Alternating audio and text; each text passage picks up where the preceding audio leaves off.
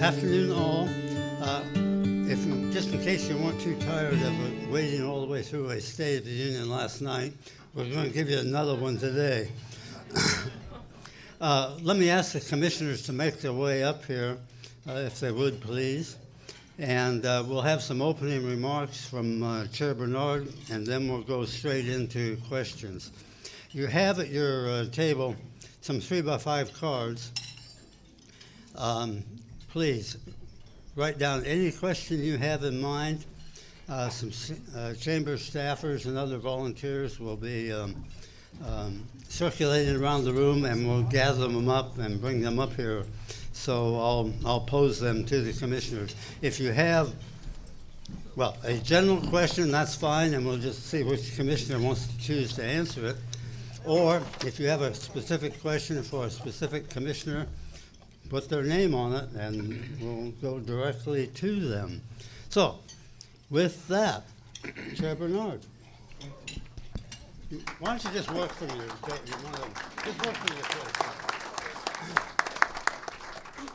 Everybody has a microphone. It's going to work easier than running them back and forth if everybody just speaks from Pretty their place. bossy. Well, I'd like to thank you for the introduction. I, of course, will introduce the commissioners individually. I want to start today by thanking North Clackamas Chamber of Commerce for the partnership in putting this event together.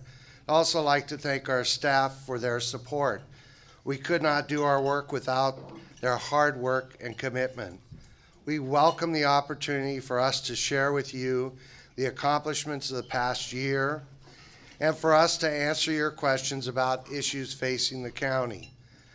Let me first start out by introducing my colleagues on the commission. Vice Chair Ken Humbertston.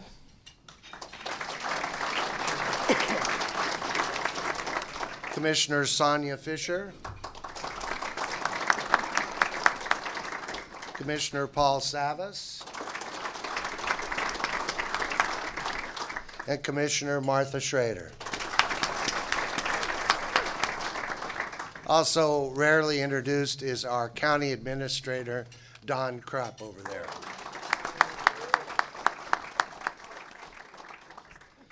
They're devoted and dedicated to representing you, the people of Clackamas County. So since you already applaud, I won't read that next sentence.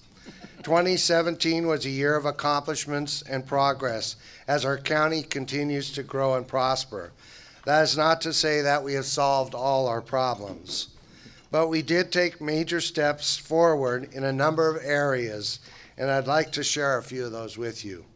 Perhaps our proudest accomplishment was a unanimous approval of an ordinance affirming the designation of the urban rural reserves.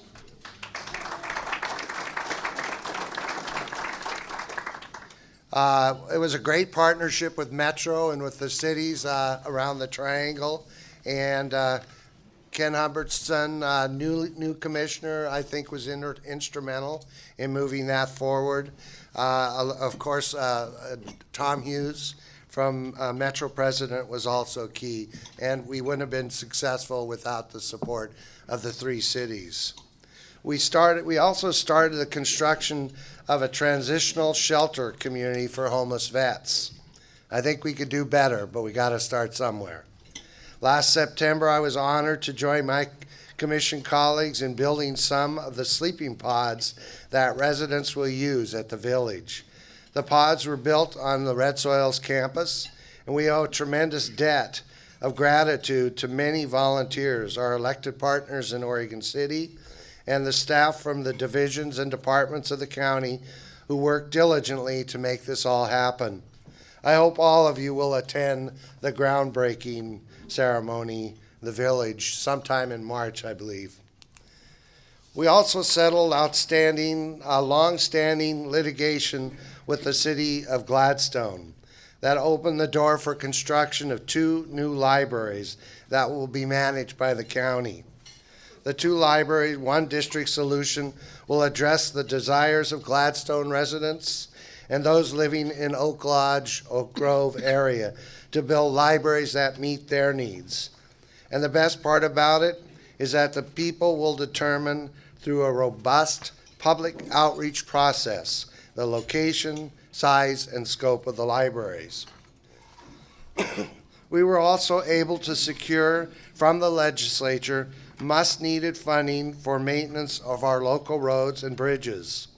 Clackamas County will receive an additional $3 million, which will increase to $13 million by 2027. It's a great help in maintaining our roads and our other infrastructure, but it's nowhere near what we need to raise. We're about $17 million short right now, and that's only going to get worse. As commissioners, we will continue to explore potential revenue avenues for funding our roads and infrastructure. It's vital to ensure that our county and our community remain prosperous. As many of you know, the existing courthouse in downtown Oregon City dates back to the 1930s, and it's far too small to accommodate our present needs. We received $1.2 million from the state, which will be used for courthouse planning on the Red Soils campus. Much work remains before we can turn the dirt, but we are actively exploring ways to cover half the anticipated cost of a $154 million building, with the remainder coming from future allocations of the legislature. They're going to pay half. We can't let this pass. Also in 2017, we started the hard work of addressing our growing affordable housing crisis by seeking the federal government's assistance to sell Oregon City View Manor, one of the state's oldest low-income housing communities. That was painful but necessary decision due to the long-standing funding cuts by the federal government, leaving our cities and counties to find alternative solutions. I'm confident that this will result in an innovative, stable, and sustainable housing for our low-income families. Just last week, Moody's Investors Service upgraded Clackamas County's rating to AAA.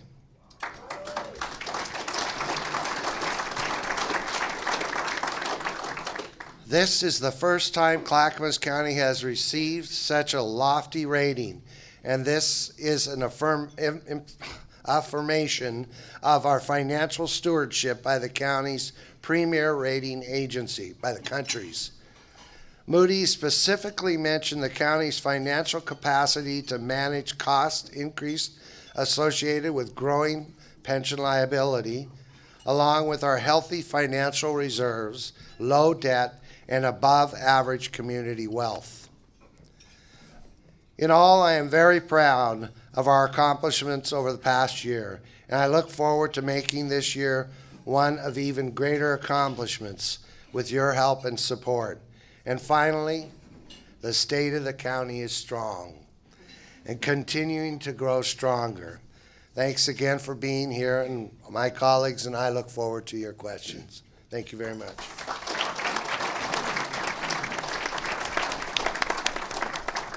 Thank you, Chair. I remind you again, get your questions and just hold them up in the air, hold your card up in the air, and the people in the room will gather them up and bring them up here. Let me lead off with a transportation question. Paul turned his head, so it looks like he's going to want to answer it. The legislature passed a transportation package, rather confusing, to say the least. Oh, I get that too? All right. And I think maybe the county did not get nearly what they had hoped for out of that whole package. But can you go into a bit more detail about what we did get and what's missing and what we do next? Okay, sorry. Go ahead. So the good news is HB 2017, House Bill 2017 passed, and we got really half of what we were looking for. We're looking for about $1 billion package. We got about a little over $500 million towards capital projects such as 217, one of the bottlenecks, a little bit of money for the Rose Quarter bottleneck, and a tiny amount of money for just the planning, which will carry us through, I believe, June or August of this year for studying, planning, engineering of Interstate 205, the bridge part element of that. We did get, as all counties got, we got an increase in our gas tax that would go towards road maintenance. So the $17 million shortfall, I don't know what that is today exactly, but that's going to be reduced as every year this rate increase will deliver more money annually per year. So we'll think it'll possibly at best nip it in half. So our shortfall will be closer to $8 or $9 million. Some other good news, we got some transit money. We got about, for the region, the Tri-County region, Metro's region, we will have, as it ramps up to $82 million is the estimated amount for transit, improved transit services. Anyone who's actually looked at a TriMet map, you'll realize that a lion's share of those transit dollars are going in the greater Portland area and less so in Clackamas County, a little bit more so in Washington County, but we're trying to advocate for more of those dollars our way. And so I just happen to sit on this new committee to help determine how those new monies get spread out and how they're accessed. The last piece is probably the more controversial one. I don't know if you want me to answer this one now. I expect it'll come up, is the tolling one. So in that bill, I'll just take a moment and say in that bill, it's pretty much mandated that the state implement what's called congestion pricing, and there's a few different ways. There's 8 scenarios in which are going to be studied. One of the 8 is a no bill, meaning do nothing. And the other 7 are different variants of how to toll, whether it's mandatory tolling for all lanes on I-5 and 205, or whether it's tolling an express lane on I-205. And then the larger question, and I won't take up too much time, is what do you do with those dollars? And I think as you hear more reports on the radio and the news, the media, about what do you do with those dollars, I think a lot of people, the consensus is, seems to be, from people we talk to, is that people want to see those dollars invested in the system itself to improve congestion, not just be punitive and discourage driving on our freeways. You know, people want to get to work on time. Employers want their employees there on time. And the way congestion pricing works, the cost of that traveling on that road or commuting on that road will go up at peak periods. Well, peak periods is when people are going back and forth to work. And we don't want to punish people, I don't think, for going to work and trying to be on time like everyone else. So that's my short piece on the bill. I'd like to add one thing. Go ahead. While Paul mentioned we're still in 2027, we'll still need about half of what we're getting more. And so we're looking at how can we reach out to the community and fill that gap. So we're looking at a consultant that can help us better communicate to you why we need that money and how important it is that you support the county's decision in the future along with that of the cities. Actually, one of the cards I have here, so I'll use it as a follow-up. What's the status of Sunrise Corridor? It's unfunded. We're hoping that whether it's what the president announced last night on a $1.5 trillion infrastructure program, whether it's that, or whether it is another move in the legislature to get more funding. We're hoping that. There's a discussion of possibly a regional bond for transportation in 2019. So those are our 3 opportunities to fund the Sunrise Corridor. That is still the Clackamas County's #1 priority. We've had said that we feel that I-205 is our #1 regional priority, but that is the most important project we have. We had phase 1 completed. That's been a fantastic outcome. If any of you have traveled that under peak periods and knew what it was before and what it is today, substantial reduction in congestion. Smart design, well-designed systems that improve traffic flow work. That's a great example of that. I want to thank ODOT for that. If anyone's here from ODOT, thank you and the legislature for funding that in 2009. Okay, all right. Going to a different area. A couple of questions in this area. How is the county helping our community and our kids to be healthy and active outside of school time? Who wants to bite on that one? I'd like to mention Martha? a few things about that. Of course, there is the Safe Routes to School program that we certainly support at the regional level. That's one thing, getting kids walking and playing. And as you know, we also have a county parks district as well as a North Clackamas Parks and Recreation District, and particularly the NCPRD is a programming district that offers opportunities for children to play ball, to play soccer, to do all those kinds of outdoor activities and things that allow them to be healthy. One of the other pieces that our county parks has done, NCPRD is distinct from our county parties, but we really finally opened up the Madrone Wall for rock climbing at specific times of the year. So if you have any young children who are rock climbers that want to get a little more experience on a real wall, that's a piece of it. So when I think of children, health, activity, there's that parks piece.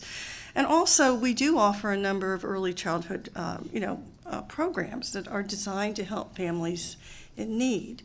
Healthy Start is one of them. We also have actually traveling workers, social workers, who will literally visit homes of families that are at risk, that need that extra boost in education necessary to have good parenting skills. So that's kind of another piece of the health thing. We are involved in our local relief nursery. We actually, I believe, we're one of the first counties in the state to have a larger hub or one-stop for early childhood, and that would obviously be the spot that we have in Gladstone, where Head Start, I believe it's about K3 is all housed there. We have a relief nursery, and we even have, seeing Bridget in the audience, I'm going to say hi to you, Bridget. There is even a workforce component there for families who are in need that are accessing the relief nursery to get workforce training. So there's a number of things that we do in the public health arena. One of the best experiences I had was going with one of our folks to the local hospital. It was Kaiser. And I had an opportunity to watch them screen new mothers to help determine who was at risk. And that was very helpful because it helps them identify those mothers that will possibly need more services funneled to them so they can parent safely. So I don't know, Sonia, do you want to add anything? Because you're pretty Sure. pretty on this. So the county does a lot to support our families. Really, we are the safety net, and we are the governmental entity that deals with the challenges that a lot of other folks don't want to deal with. So it is a major priority to promote safe and health for our families in Clackamas County. Couple things to come that we're looking at as we're looking into the future. Commissioner Schrader did a great job giving the framework of what we currently do. We are looking at better coordination with our school districts. We had our very first joint meeting with all the superintendents in Clackamas County and our full commission to talk about beginning an initiative to how can we partner better. Some ideas that were discussed are our adolescents are in need for after-school programming. How can we better partner? Because we have resources with the county through our Parks and Recreation District. And the schools are the experts in what our adolescents need. So how can we partner better there? We have a lot going on with workforce, but we know at Clackamas County, we know what our employers need in workforce. We want to be better able to link that, not just with our community colleges, which are incredible link for workforce, but also with our high schools and even our junior highs. How can we create a better pipeline and share this information? And then, of course, we all know that we have been involved with doing threat assessments with our schools. The sheriff has taken a lead on that. Absolutely critical point when it comes to safety. Also, behavioral health. Clackamas County has some of the best behavioral health services, I believe, of any county. And I speak that way from being a family law attorney before being a commissioner, and I worked across the state. And I can tell you, Clackamas County has the values and the perspective to really meet the needs of people. So what is the best use of what we can do as a county? We can partner the best we can with our schools, and we can leverage those resources to really help. We do that now. We can do it better. A lot is in the conversation. Schools can't do it alone. We know that our kids deserve the best that they can have, and we are a commission that cares. We're partnering with our superintendents, and stay tuned for more to come, because I expect we will have some great things to share in the future. Also, behavioral health. The suicide rate among youth is still quite high, and we're looking at how we can better partner to identify those youth that could be in the position of killing themselves and get there ahead of time. And of course, homelessness. The homelessness rate in all our districts is quite high, and we need to figure out a way to address that. And I would like to add one more thing, particularly about the homelessness piece, because we have been doing a good job partnering with our school districts to identify those students. We have numbers of how many students, for example, in Oregon City. And this morning, Commissioner Savas and I had a meeting with the folks who are working. I think Nancy Ide is in the audience somewhere. Nancy, there you are. And they are doing a phenomenal job as a local city, pulling together a framework that I think can be a model for the rest of the county, particularly partnering with our municipalities. I see Dan Fowler back there too. He is also a mover and shaker in that endeavor. And really, if you really think about housing stabilizes everything for families. It is one of the key indicators of health and stability. So I just wanted to do a shout out and thank you for that work, because it was probably one of the most exciting meetings we've seen in a long time, or had in a long time, dealing with that issue. Okay, thank you. Following up on a item that was in Jim's opening remarks, if the courthouse is eventually moved up to the Red Soils area, what are the implications and what's the county's responsibility with respect to the traffic patterns that will change in downtown Oregon City? I would think they would actually improve, They'll but be improved. but that's the way the question was worded. So. Well, We have a plan to work with the city, and to address those. And, a lot of people be leaving downtown Oregon City. And so those businesses are gonna have an impact. So we're working with our economic development team, and other folks will be working to try to address that the best we can. the positive note is that there will be parking, at least more adequate parking than there has been. But it's true, Cindy and Catherine and their team will be there kind of following it very closely. We have a very close working relationship with all of our cities, particularly with the Main Street program. So as that move happens, that'll hopefully get energized and help move into there to make sure that it maintains that kind of funky, vital downtown OC vibe that it has. So One more traffic question, then we'll move on. Traffic light on Carver Bridge, when? Oh, that's a good question. Thank you. Oh, actually, see, Ken's not going to take that, so It's So- transportation, Paul. you heard of pipe dreams. This is more about like a pipe nightmare. This is, Yes. what's really caused a delay on the Carver Bridge is a pipeline issue. There's been a leak in a pipeline associated with the water district, which is getting resolved. And I see some members here of the water district that are here, and so I appreciate their cooperation, and we're moving into a good place. ODOT does have planned a traffic light. What I understand is that is being moved up. So I would expect something resolved there sooner than later. I'm looking at Mike Besner in the back. This summer. Okay. So look for some activity soon. Okay. All right, this one is wide open, I suspect. What's the county's plan to address climate change? We're using solar power when possible. We're buying electrical vehicles. Any building we build will be certified. we have cars. Yeah, CLT. Yeah, CLT. Oh, Ken. Carbon sequestration. Absolutely. That seems to have become my initials. But the commissioners are correct.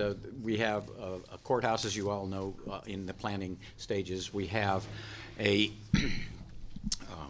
building for OSU Extension Services in the planning stages. We have plans for a facility for childcare. We will be looking at using CLT in every one of the construction projects that we can do.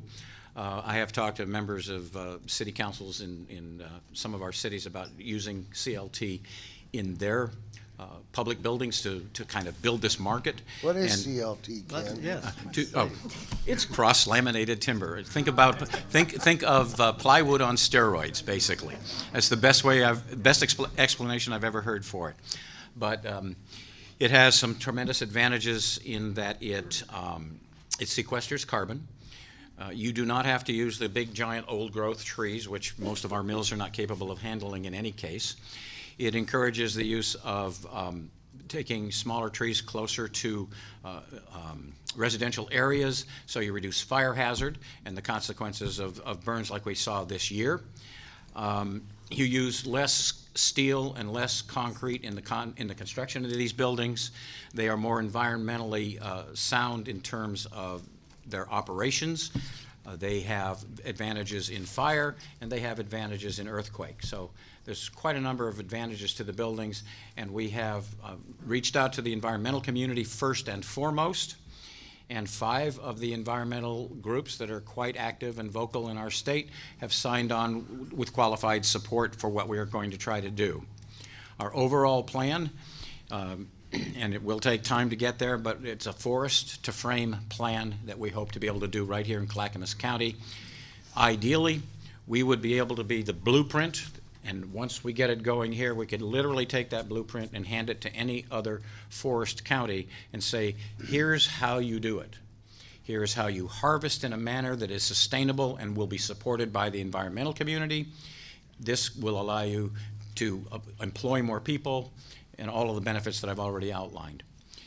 Big picture for the state of Oregon alone, if we are able to be successful with this, it's 6,000 direct jobs in the industry and 17,000 additional jobs related to the industry, one way or another.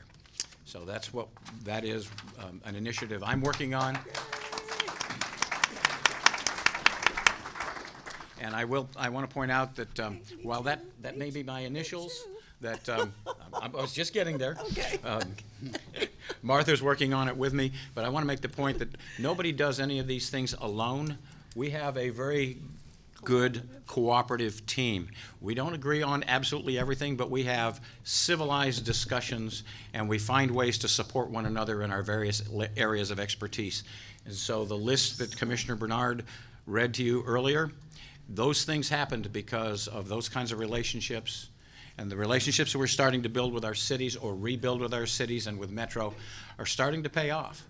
So thank you guys for being here, and if you want to know anything about CLT, let me know. I do want to add one thing on the climate. You can't talk about that without talking about transportation. So when the climate smart strategy was adopted at Metro, one thing that I kind of tried to put in play was a means of looking at our transportation plan and look at trying to take a carbon element to that and saying, what can we do to improve carbon and what projects can be best for carbon reduction? What projects best deliver that? Congestion is one of those means, but the other one too, I spoke earlier about the $82 million of transit money. And coming back from Los Angeles and realizing that down there they have a huge problem, but they converted their entire transit fleet to electric. And I think that's something they've done very efficiently, and I think that's something we ought to look at using a good amount of that money towards electrifying our bus fleet. I think that is huge. When you think about it, you think about diesel being burned, it's a carcinogen. Folks, it's not good for us, it's not good for our kids. And so we can reduce that as a pollutant and also reduce our carbon output. I think we're accomplishing a number of goals in the region that not only are state goals, but are federal goals. So we think about our school buses. I know that's something we're looking at as well. Our school buses ought to be converted as well, and we have our transit buses. There are 2 public fleets right there that can make a substantial contribution and do so efficiently. Can I add one more thing? All right, go Okay, ahead. and I just want to give Ken some kudos, because we work together on this too, but is the China piece, and why do I bring that up now? We have been invited to actually be part of a delegation in October that will go to China and actually start educating their folks on sustainability issues and issues that deal with environmental health and public health. That's through the China State Sister City Association. They are beginning, and yes, it's just a tiny chunk from a very large country, but I think the fact that they are seeing our county, of all places, as a place to come and ask, because we have a relationship with Ganyun County, to give that kind of information, to maybe even start making more of a global impact with that. And Ken's been working on me with that issue too, because I keep convincing him he needs to go to China here next, so. Right.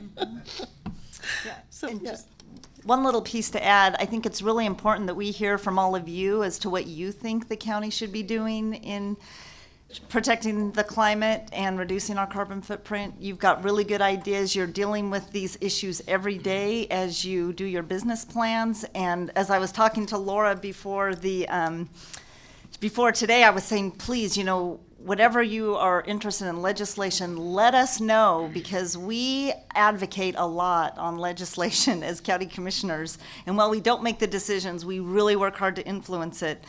So we did add to, in a very general sense, in our legislative priorities, any initiatives to reduce carbon, but we kept it very, very generic, because we need to partner with our businesses in the local community. We need to hear from you.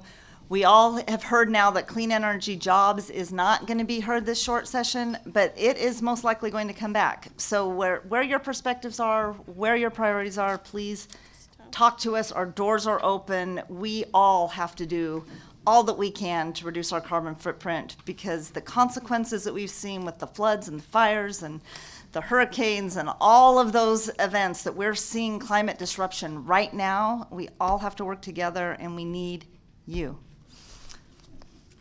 One more follow-up has come in this whole discussion on CLT.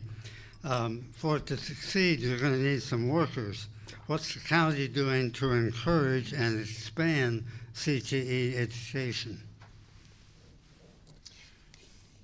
I can't speak for our economic development folks on that, but I do know that the Carpenters Union themselves are right now training carpenters in the use of CLT, because it is a different construction method. And we are also preparing our code enforcement folks. We have a team of code enforcement people that are looking at the codes and how to interpret them in a manner that will work with our construction industry to encourage them to use this product. So that kind of outreach is going on. For more detail, stay tuned. I'm, again, still learning all the parts to this, but it is being worked on. We have an active workforce development system, and I know they're focusing on that. One of the things we do, we actually are mandated to do, is that there has to be an elected official on our local workforce board. And so I am the designated official with that, and I work very closely with Bridget. We work with their youth programs. We identify pipelines for jobs. And certainly as this new industry emerges, and it takes root and becomes really a viable cluster in this county and otherwise, we'll be working with them to train people with ideas on how to get them into that pipeline. I was just at a recent meeting where I believe that, Bridget, I'm gonna look at you and nod at you, you have a youth portal open up now where actually you can help guide kids. Work Systems Inc. has a similar portal as well, so we try and partner with them to make sure that the youth that want the training have access directly to the businesses so they can start partnering up. But I would give our workforce board kudos.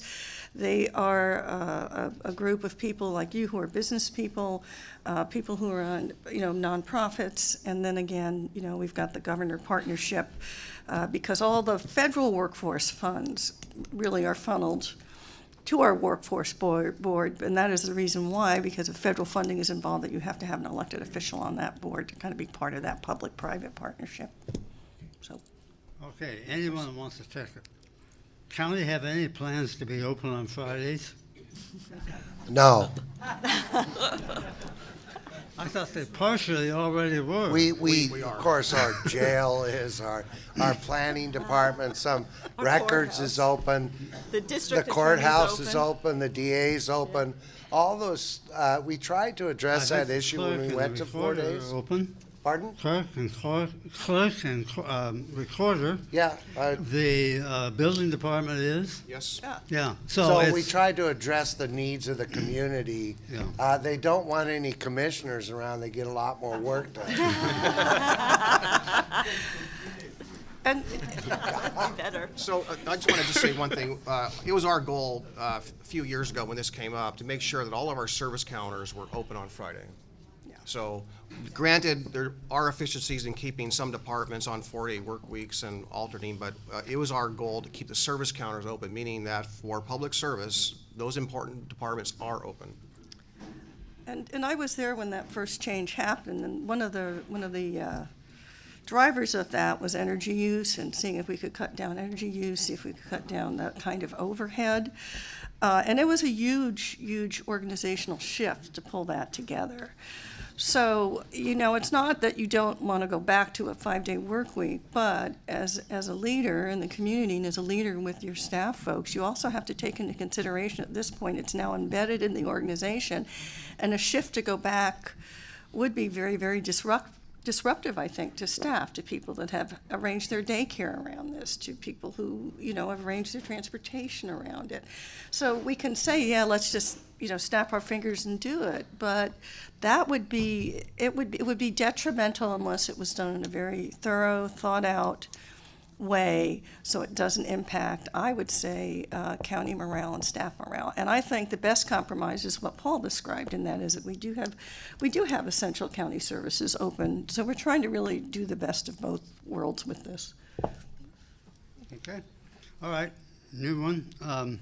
Metro is beginning the discussions on the urban growth boundary adjustments, or if any.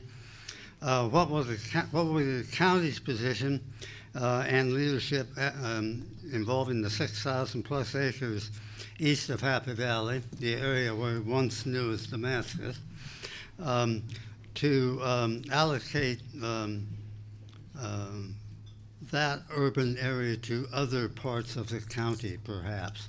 Well, first, I think the towards implied is that it's not going to develop and not practical to well, develop. towards Damascus is already in the UGB. Right. So please, go for it, Happy Valley.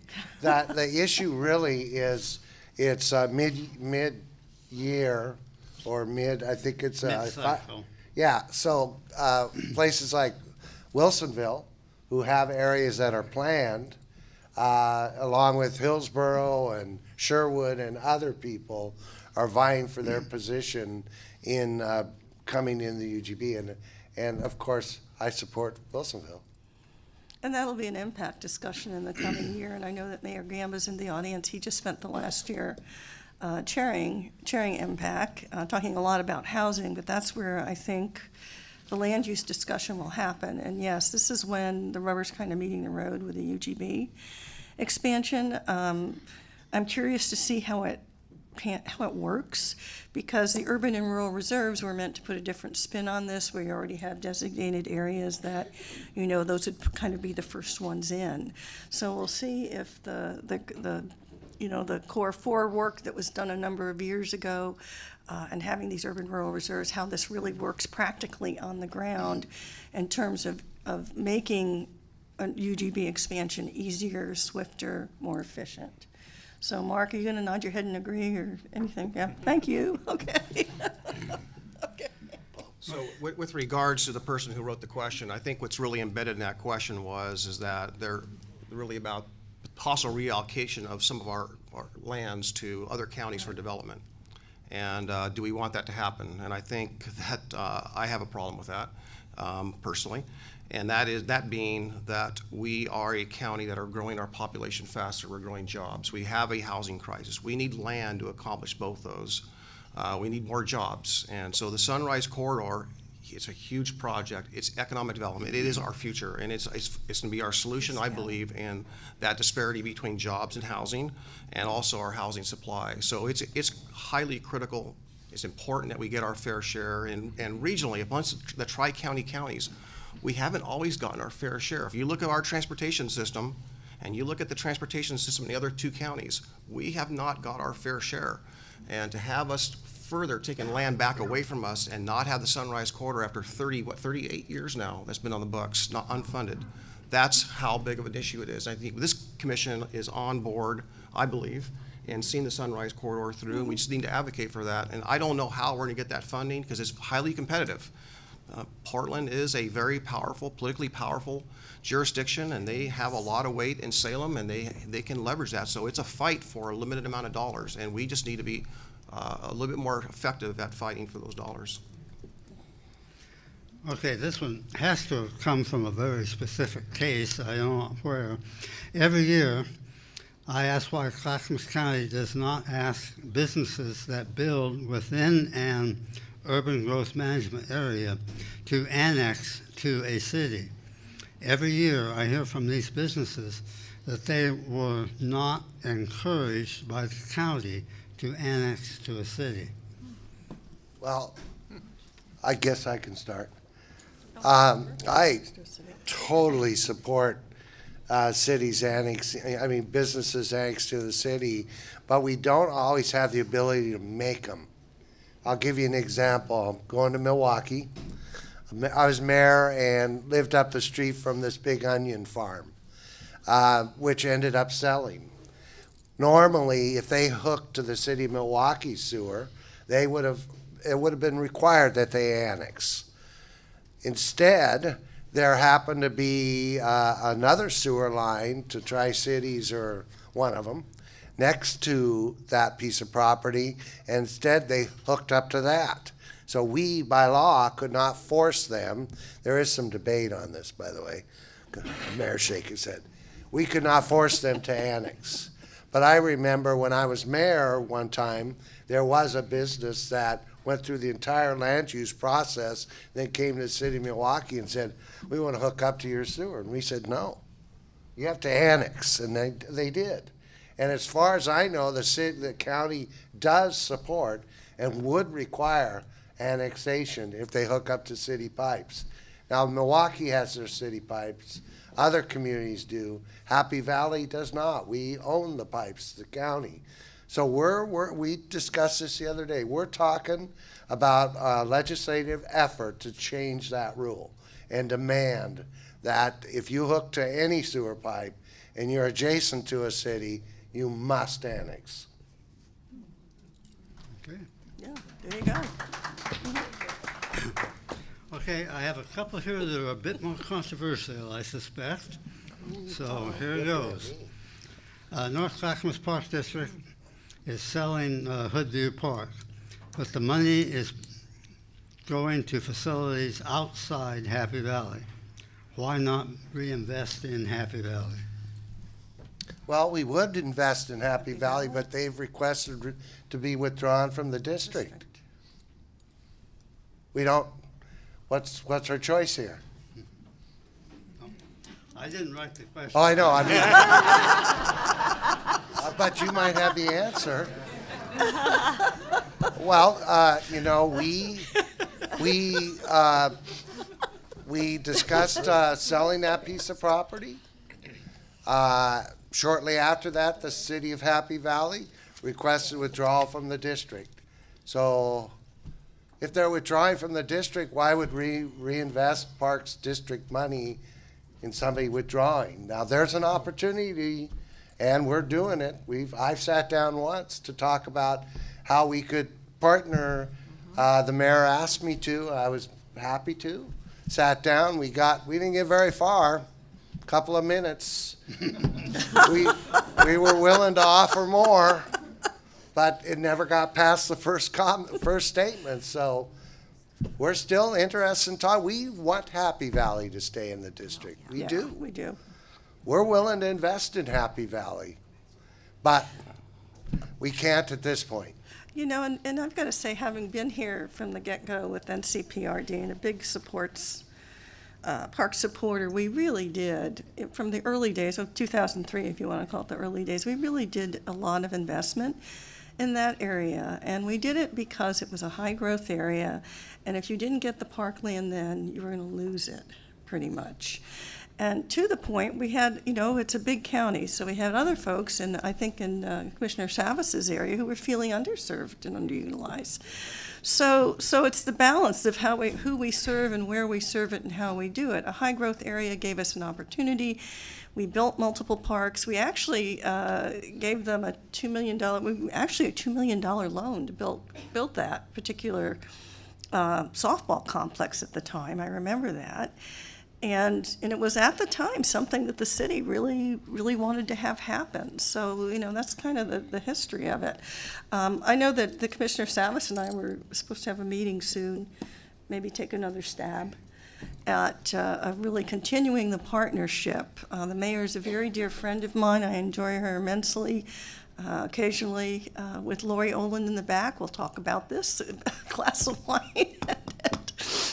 And so hope springs eternal with that. I would like to see them stay. I think it's a good partnership. I think NCBRD, as I said earlier, offers fabulous programs for kids and families. So I think there's more to come on that one. I can't actually remember the total, but I believe we have 78 acres in Happy Yeah, I Valley. think Was so. it 78? In total parks. Of Total parks Total parks. in Happy Valley, so we have invested. Now, what I'll add to that is that the Hoodview Park is actually a regional park, and it That's was true. always a regional park. So regional monies, the counties, or the district is divided into 3 zones, and all 3 zones contributed to that Hoodview Park, as well as the county general fund contributed to that park, and as did the city of Happy Valley contributed to that. So it's math. I think there's a satisfactory mathematical solution to this, and we will be, we were asked by Happy Valley to get together, and I've already met with the mayor, and so we'll have a potential negotiation here, I think, next week. So hopefully we can resolve that. Okay, we have a short session of the legislature opening next week. What are the county's legislative priorities for this session? Donnie, you got the book in front of you? Oh, do you want me to do it? Sure. You don't remember?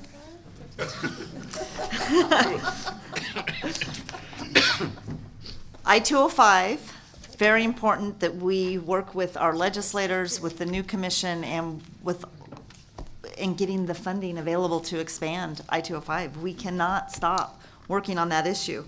Very important, and as Commissioner Savis has talked about, Sunrise Phase 2, we have been continuing to pound the pavement on that, and it's a major legislative priority. And then, of course, lastly, the courthouse, which is near and dear to my heart. I was involved with Multnomah County's, the Multnomah Bar Association, in getting the courthouse in Multnomah County. I'm extremely passionate about getting our courthouse in Clackamas County, and it's not so easy. You know, we might think, well, we have $1.2 million to plan. The county's going to pay half of the cost, and we're hoping for half of the cost. I think it's $78 million each to build the courthouse. But I can tell you, with what we went through with Multnomah County, it's not a done deal. So we may be coming back to you later for asking for some advocacy on this. Our courthouse cannot do cases quickly. I know as a family law attorney, I had families that you have to wait and wait and wait to get before a judge. We don't have enough capacity. If you walk behind the courthouse, it's falling. I mean, you could see that the river is just right there. And if we have a catastrophic event, we're going to lose that courthouse and all those resources. So those are our 3 major priorities. And then, of course, our legislative team works so hard in bringing things to us when they come up, and we're on it, we're tracking, we're monitoring. We have all of our legislative priorities on our website, and we always want to partner with the community on what's important. It'll be a short session, 35 days. Anything anyone wants to add? I'll I add to got that. one more. Okay. There, in that vein, there's been much discussion and much press about pending legislation on cap and trade, cap and tax, cap and squander, whatever you want to call it. Does the county have a position? It's been polled, and Yeah. we'll be working on that position over the next year, till next session. Well, if it comes up in the short session. It's not, It's it's not been gonna polled. come. No, it's been pulled. Yeah, it's been pulled. Yep. It officially has. Yes. Yeah. Okay. Okay. Pulled. Okay.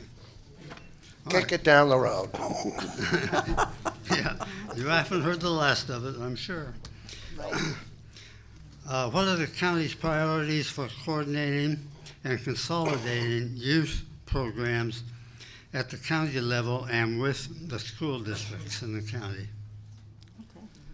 Well, I think we addressed that when we talked about what we're doing for kids. But we have a smattering of services that Commissioner Schrader talked about earlier, and we are working diligently as a commission to partner with our schools. As we stated, I don't think there's any more important priority. We do have clinics in schools. Yeah, schools, clinics too, in growing schools up. and schools. And we just had a meeting of a program that we started a number of years ago, that I started with Debbie Marston. Someone might remember Debbie. She was a wonderful advocate for children, and it's called Children of Incarcerated Parents. That was another one I didn't mention. And it is a partnership with the school district and kids whose parents are incarcerated because of the trauma, really, that causes some children. And it's going very strong. They continue to serve the kids in our district that are dealing with parents who are in the corrections system, and what that means for them and what they can help do to mitigate any negative trauma, and also how to help parents and children adjust when they get out of the program. So yeah, we do. We've multiple programs. In fact, if you just want to come to one of our meetings, our business meetings, and you'll see a good portion of what we do in our decision making is mostly social service related kinds of issues that deal with families and children. So it's from multiple points. I do want to just mention, we might get another question about this, so I apologize if I'm jumping, but Safe Place, which combines a multidisciplinary approach to help families experiencing domestic violence, is such an asset to our community, and we help so many families maneuver through the very, very difficult times of crisis. We as a commission are looking at options for space for a safe place, because right now they don't have enough space to do what they're doing, and we are diligently looking at that. We're looking at options for childcare, for not only Safe Place, but for the new courthouse, and also for employees, and for anybody else who needs it up on the Red Soils campus. And we continue to diligently partner with Clackamas Women's Services and Safe Place, and keeping to move the dial so that we reduce, if not eliminate, domestic violence in Clackamas County. Very major priority for us.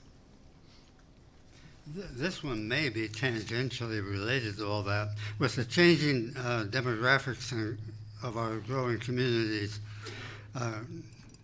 of color across the region, I'm curious to know what you're doing to address equity and the unique needs. We're actually going to, thanks to the work of Emmett Wheatfield, use an equity lens when we decide where we're going to invest our various things in the county. One of the things that I like urban renewal, you may not, if it's done right. I'm going to make sure the chief hears that. If urban renewal's done right. But one of the problems we've done with urban renewal is we've created pockets of poverty where we've done affordable housing, and so all the poorest people live in those areas. And we're trying, using an equity lens, to determine where we need to invest differently and what kind of services those people need in those areas. So that's one of the ways we're doing it. We also, I think we call them hot spots. We've mapped out the county and looked at where those hot spots are.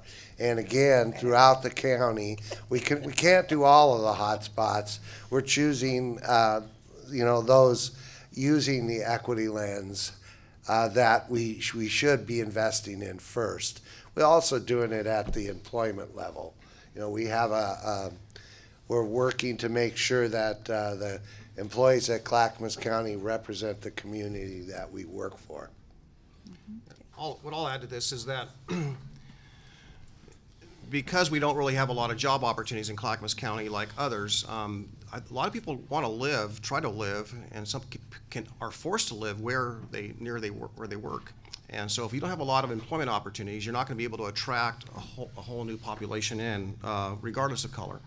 And also the affordability as far as housing is another barrier. So if we are a county of very expensive housing and a lack of jobs, lower income communities that are going to have a hard time surviving here, in this county. So I think that open up those opportunities would improve that. We certainly have a policy at the county where we are very inviting and we try to bring folks in and create opportunities in our hiring practices and so forth. But it is a difficult challenge. We want to do that. We have a very, Wheatfall is working on that. We are very committed to trying to improve our diversity amongst our workforce and in our communities. Very committed. Okay, new area. Address the county's planning with regard to disaster preparedness. We're looking at you, Ken. Yeah, we could all answer. Yeah, I heard that. I'm not an expert on this, but our disaster preparedness folks are working with radio operators to be responsive, especially at times of a major emergency where radio communications may go down, so shortwave radio can be helpful. We work with our fire departments and police departments. We are locating pieces of land where if a major earthquake, for instance, were to occur and we're going to have to clear roads in order to get emergency services in or water and food in, that the materials that have to be removed and placed someplace until they can be disposed of, there's limited places that we can do that. So we are trying to locate some places where that can be done. It could be on a golf course. It could be at the OSU Extension Farm. There's a variety of different places where it can be done. It could be done on the fairgrounds. Now, these are major emergencies where you literally have to clear roads of debris in order to get emergency services in, but they are working on those kinds of things. There's an educational program. It's predominantly available online. That tells people what they actually need to have in their own homes to be prepared for a disaster. And I will tell you that 3 days worth of food and water is nowhere near enough. If we have a major subduction zone problem, water, for instance, is going to be one of the most critical infrastructural needs, and yet also one of the most difficult to actually provide to people. Our water districts do have emergency water providing systems, but if you can't get out of your house and down the road to get to where that water is, you won't be able to get the water. So people are encouraged to have several weeks of water and food supplies in their home. So that's just a piece of what disaster preparedness is going to be all about. They also do exercises, especially our water districts. I'm somewhat familiar with that one, of course. Do exercises with the specialized equipment so that everybody's familiar with how to handle the equipment and draft water out of the river and be able to treat it in mobile units and have fresh water available to people. But I encourage people, actually have your own disaster preparedness kits at home. There are also portable ones that you can have in your car, and I encourage people to do that. And I guess I will leave it at that. Well, I was just elected. I had to send a note to Mary Jo, what's the name of this organization? So it's the Regional Disaster Preparedness Organization. I'm the vice chair, and that's where the region organizes around how are we going to help one another. Why'd you ask me to ask the question? I was waiting for Mary Jo to tell me what RDPO means. RDPO. And so I've only been to 2 meetings, but they wanted a vice chair, and we've been participants in that group for a year. But since I was kind of new and they only meet like 2 or 3 times a year, maybe 4 times a year, my second meeting, I wasn't even there. I was elected vice chair. That's what happens when you don't go to the meeting.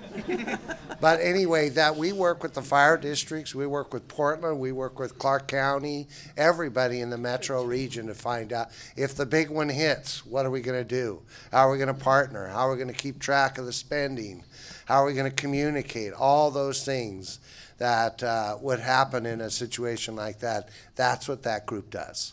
And we're also talking with the Clackamas County Fairgrounds, for example, when, we have bridges falling, houses destroyed, where are we going to put that debris?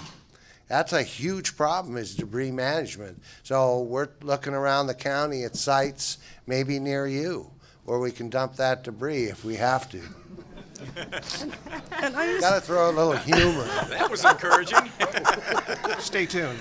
and Jim, I used to serve on that too back in the day, but mostly what the county really deals with, if it isn't going to be the big one, the Cascadian, quake, which we're all waiting for, but slides and floods and flooding and water is a big deal here. We're dealing with a slide, I think, on 213 right now. Yes. And the Sandy River, for those of you, anybody there from the mountain, from the Sandy River, we've had to do a lot of flood education and mitigation and work with FEMA up there because that river is a migratory river. And people back in the day were allowed to build on areas that seem stable, but they are not. And we actually have some pictures of people's homes that have pretty much fallen off into the water. So it's not always just the big things, it's things that actually your county deals with on a yearly basis. And again, slides and flooding are the more common disasters that we're frequently dealing with.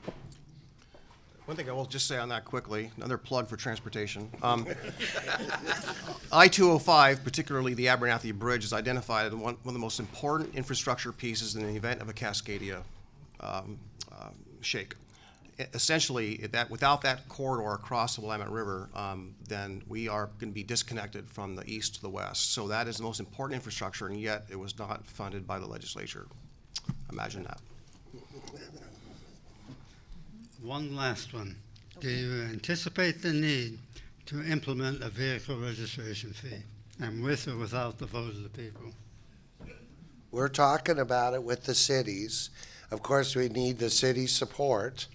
That is what I talked about earlier, is that we're going to hire a consultant to communicate with the community and take the pulse of the community and determine whether or not to do a vehicle registration fee with or without a vote. We generally don't do well when we put things out to a vote, so can we communicate better with the communities and have them behind us rather than battling us? And it depends a lot on the cities because it's a split. It's 40-60, I believe 40-60. The cities would get 40, we'd get 60 because we're larger and have more roads. But we're talking about it. This package helped a lot because it kind of slowed that discussion down a little bit, the legislative package that was passed. But we have a list of projects that we need to do, and we're going to figure out how this extra $3 million, eventually $13 million, could be spent to reduce the need for, I think we have like $34 we could go for. But if we could get something to fill that gap we talked about earlier, $5 or $10 or something like that, then it might be something we'd consider. It was Ken's idea. All right. Well, I want to make sure that your kids have decent roads to drive on when I'm no longer doing this job. So it's about the infrastructure that we leave behind as a generation to the next generation. And in the final analysis, we'll have to pony up at some way or another on all of the infrastructure, quite frankly. So, and I don't like it when people try to pass it on down the road. I have served on a lot of boards, including a water board locally, in which the predecessors basically said, we'll never raise your rates or we'll never raise your taxes. And they use that as a stepping stone to go to a higher public office, and then they leave a mess behind them that the next board has to clean up. I'm not going to be that guy. And I don't think the rest of my colleagues are that way either. This is the job I want, the job I'm going to do, and I'm not using it to go someplace else. So.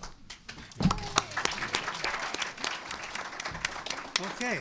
Well, thank you all very much for attending. Thank you for your questions, and join me in thanking our commissioners.